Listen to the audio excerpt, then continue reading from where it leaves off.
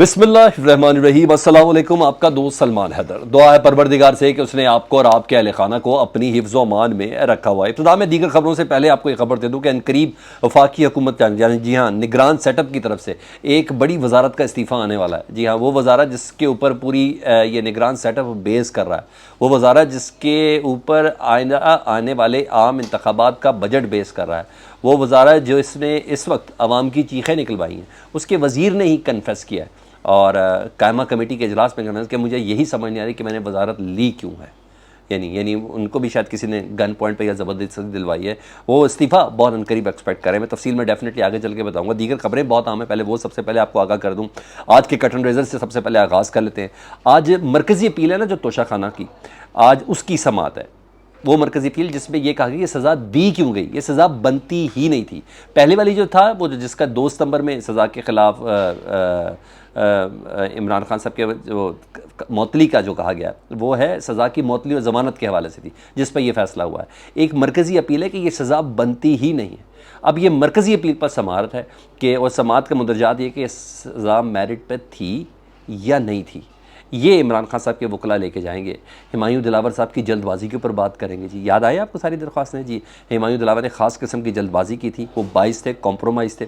Islamabad high court ने order दिया था, उस ऑर्डर के बावजूद उन्होंने उस पर अमल नहीं किया। दरख्वास्त के काबिल समात और नाकाबिल समात होने के हवाले से इस्लामाबाद हाई कोर्ट ने एक हुक्म जारी किया था और रिमांड बैक किया था। याद आया आपको? हुमायूं दिलावर साहब 2 बार रिमांड बैक किया था। ये उस वक्त जब हुमायूं दिलावर फ़र्द जुर्म भी आयद कर चुके थे, तो उसके बावजूद हुमायूं दिलावर साहब ज़ाहिर बात है इशारों पे कठपुतली बन के चल रहे थे, तो उनको कहा ही क्या था, तो उसके बावजूद उस पर उन्होंने समात नहीं की थी, बल्कि इमरान खान साहब के गवाहों तक को सुनने से इनकार कर दिया था।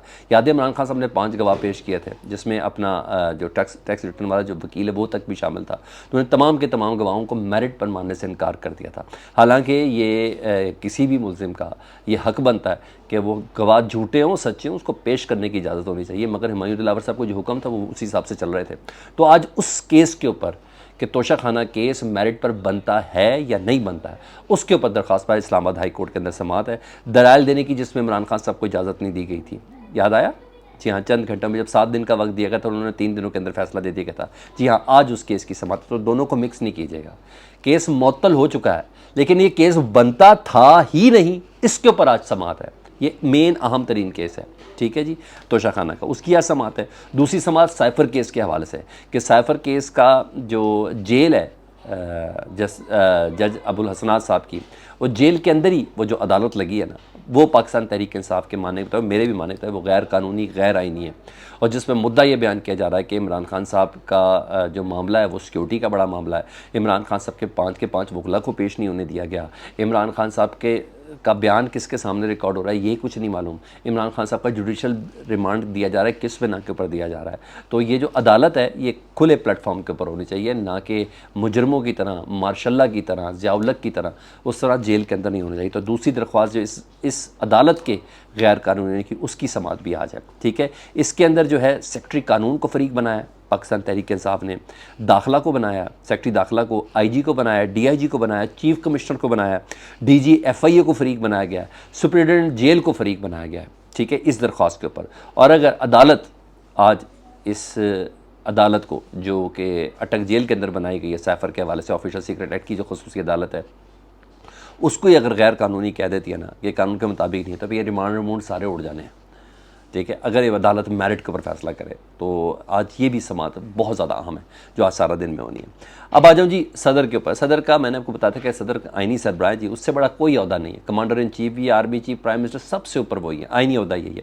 और आइनी सरबराह ने बाकायदा तौर पर वजारत कानून से कहा था कि इलेक्शन की तारीख देना मेरा हक है या नहीं है, ये मेरे प्रोरोगेटिव है कि नहीं है। तो इस सिलसिले में वजारत कानून ने कल कुछ अगर मगर डाल के ये कहा कि सदर मुमलिकत के पास ये इख्तियार नहीं है, और ये अब आइन के एक्ट के अंदर जो तब्दीलियाँ की गई हैं इलेक्शन एक्ट के अंदर, उसकी रूह से अब ये चीफ इलेक्शन कमिश्नर इख्तियार दे सकता है।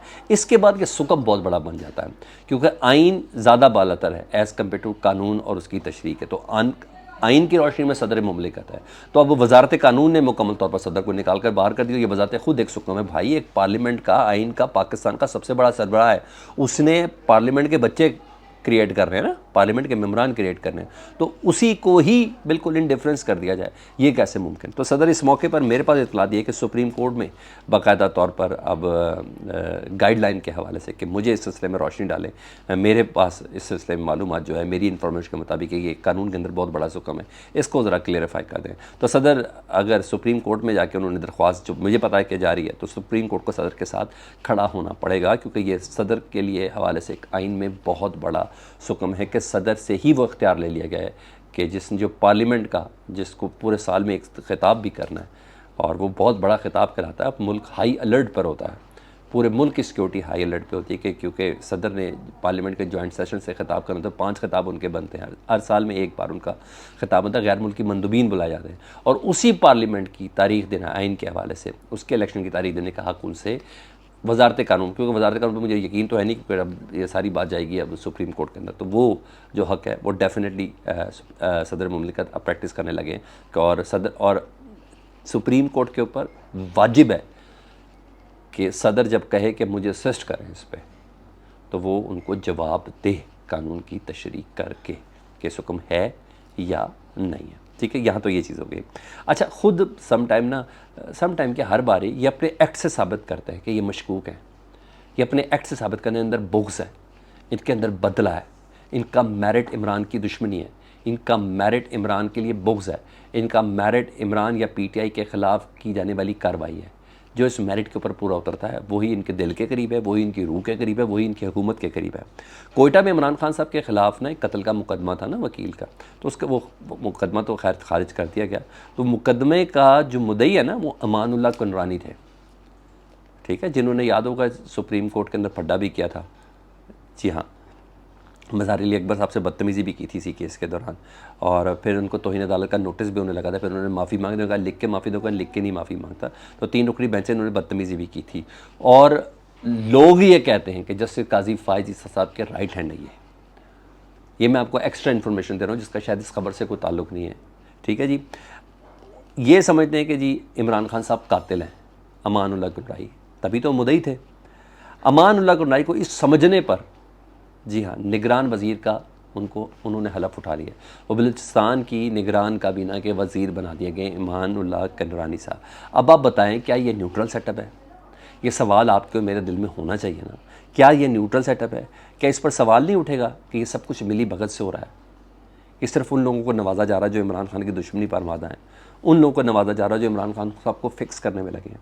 मेरा मासूमाना सवाल ये है कि ये इंतहाई दीदादलीली से काम नहीं हो रहा कि किसी को किसी कानून की, किसी आइन की, किसी प्रचार की, किसी चीज़ की फ़िक्र नहीं है। और ये कहते हैं कि नवाज शरीफ तन्हा है, ये लोग कहते हैं नून लीग तन्हा है। भाई 27 चैनल उसके साथ हैं, 120 अखबार उनके साथ है। मजाल है कोई इमरान खान के हक़ में लिख दे, मजाल है कोई इमरान खान के हक़ में बोल दे, और फिर भी इतनी ज़रूरत नहीं है कि वो पाकिस्तान आ सके। और ये बंदा तगड़ा होकर खड़ा कहता है मैं 100 साल भी इस कोठरी के अंदर रहूँगा, लेकिन बाहर होने वाले जुल्म और जबरियत वाले निज़ाम के अंदर मैं ज़िंदा रहना नहीं चाहता। वो अपनी कैद को अपनी आज़ादी तस्वर कर रहा है इमरान खान, और यहाँ इस तरीके से ये बिहेव हो रहा है। आप यकीन जाने इतनी अनसर्टनिटी है, कोई हमारी तरफ भी आके सोच ले, कोई सुनने वाला ये भी सुन ले कि हम लोग कितना अनसर्टन फील करें, कितना गैर महफूज फील करें पाकिस्तान में अपने आप को इन तमाम हरकतों की वजह से। यानी कोई कुछ रोकने टोकने वाला ही नहीं है, जिसका जो चीज़ चाहे मर्जी अपना मेरिट बना के वहाँ से शुरू कर दे। जब 8 इंटरव्यू हो चुके हैं नादरा के चेयरमैनशिप के, उसके बाद जब शॉर्ट लिस्ट हो गए बंदा, उसके बाद कानून में तब्दीली की, जो निगरान हुकूमत की सवाबदीद ही नहीं है, वो कर ही नहीं सकती उस कानून में तब्दीली कि हाजिर सर्विस फौजी अफसर भी नादरा का चेयरमैन बन सकता है। ये क्या है? ये तमाशा नहीं है तो क्या है? बहरहाल जहाँ ये करें वहाँ ये करें। अच्छा, उधर सुन ले जी, निगरान वज़ीर ख़जाना है जी, कायमा कमेटी बराए ख़जाना में उन्होंने बड़ी तगड़ी स्टेटमेंट दी है और बड़ी इंटरेस्टिंग स्टेटमेंट दी है। वज़ीर ख़जाना डॉक्टर शमशाद अख्तर, वो कहती है मैं ये तो सोच रही हूँ कि मैंने क्या होता कबूल ही क्यों किया निगरान वज़ीर ख़जाना का। यानी वो बता रही है कि PDM हुकूमत ने इतने बड़े खप्पे डाले कि मैं इसको फिल नहीं कर सकती। इकॉनमी का बेड़ा गर्क किया PDM को पिछली हुकूमत ने, बोल रही हैं वो। इसाक डार के दौर में ये सारे मुआहदे हुए जो हमने कंटिन्यू कर रहे हैं, हमें विरसे में मिले हैं।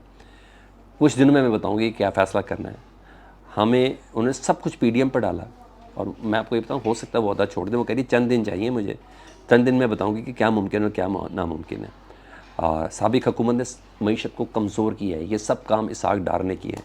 ये निगरान हुकूमत की डॉक्टर शमशाद अख्तर वज़ीर ख़जाना कह रही हैं कि मैं ये सोच रही हूँ कि मैंने ये ओहदा ही क्यों कबूल किया, इतनी जलालत वाला, इकॉनमी का इतना बुरा हाल पीडीएम करके गई है। अब बताएं, और कहें औरत आते शायद सच निकल गया होगा। अपना बहुत ख्याल रखें। अल्लाहुम्मा सल्ली अला मुहम्मद व आले मुहम्मद।